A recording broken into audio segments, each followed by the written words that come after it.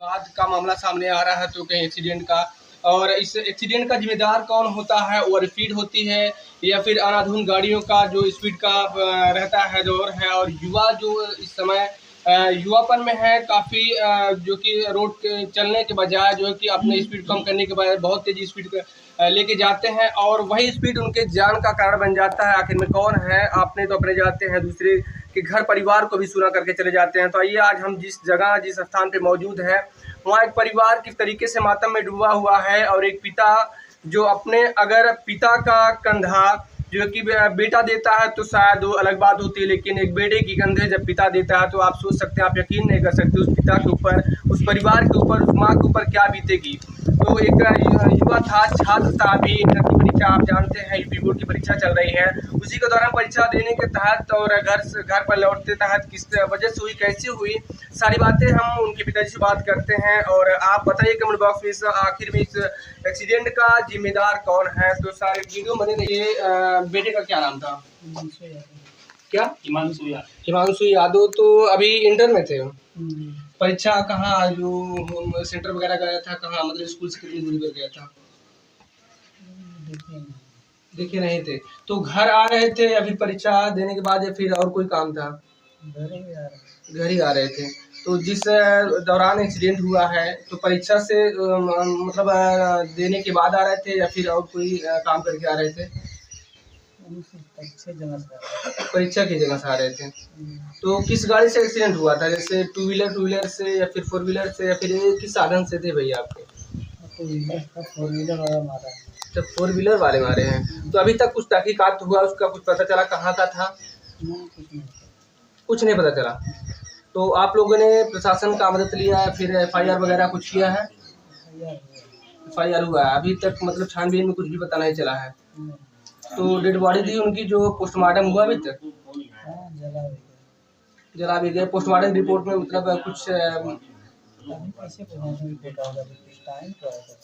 Time जी। तो अभी मतलब उनके स्कूल से जो मतलब प्रबंधक है, प्रिंसिपल है, उसके उनके स्कूल की तरफ से कोई अधिकारी वगैरह या फिर जो टीचर वगैरह आए थे आपके यहाँ? रिश्तेदार हैं, सब आते जाते हैं।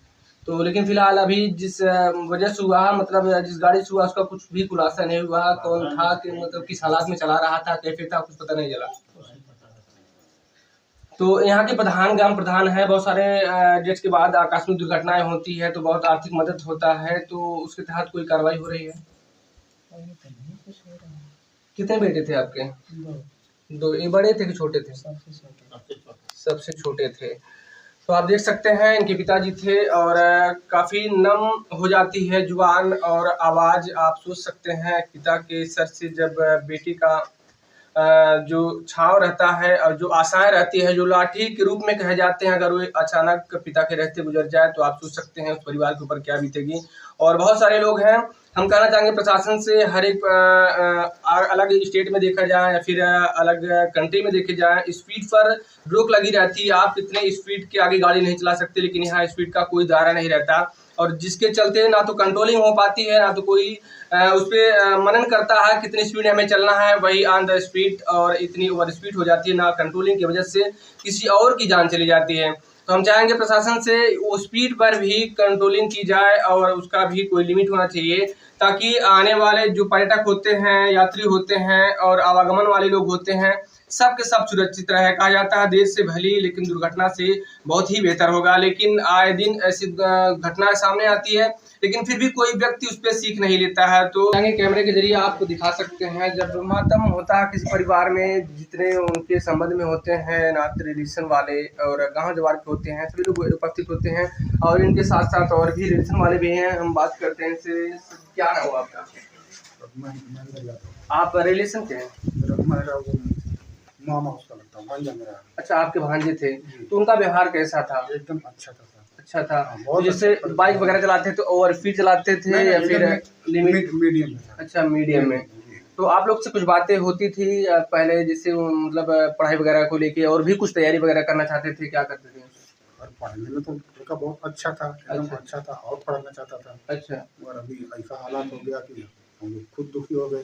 बिल्कुल जाहिर सी बात है, लेकिन अभी तक जिस कारण से एक्सीडेंट हुआ, जिन्होंने एक्सीडेंट हुआ, प्रशासन की तरफ से कोई भी कार्रवाई नहीं आई सामने। तो प्रशासन से आप क्या कहना चाहोगे? सरकार से आए दिन इस तरीके से घटनाएं हो रही है और इसका जिम्मेदार कौन है? वो स्पीड है या फिर नासमझी है? और अभी गाड़ी वालों को थोड़ा आराम से चलाना चाहिए, संभाल कर। किसी का घर का बच्चा अगर मर जाता है तो उसको जी बिल्कुल बिल्कुल बहुत तकलीफ होता है। बिल्कुल आप समझ सकते हैं। और ऐसे सिचुएशन में और ज़्यादा वर्ड नहीं होते, ज़्यादा शब्द नहीं होते, हम क्या बोलें और कैसे बोलें। और आए दिन इस तरीके की दुर्घटनाएं हो रही है समाज में, और कहीं किसी का मांग उजड़ जा रहा है, तो कहीं बेटा, तो कहीं बेटियां, कहीं माँ बाप उजड़ जा रहे हैं आए दिन। भारत में अगर देखी जाए तो समय जो एक्सीडेंट का परसेंटेज है काफ़ी ज़्यादा बढ़ चुका है, और इस पर कौन कंट्रोलिंग कर रहा है और या फिर कंट्रोल करना चाहिए, इसका जिम्मेदार कौन है? आए दिन समस्याएं बढ़ती जा रही है और स्पीड के चलते आए दिन मौतें हो रही है। तो उनके भैया से हम बात करते हैं, बड़े भैया हैं।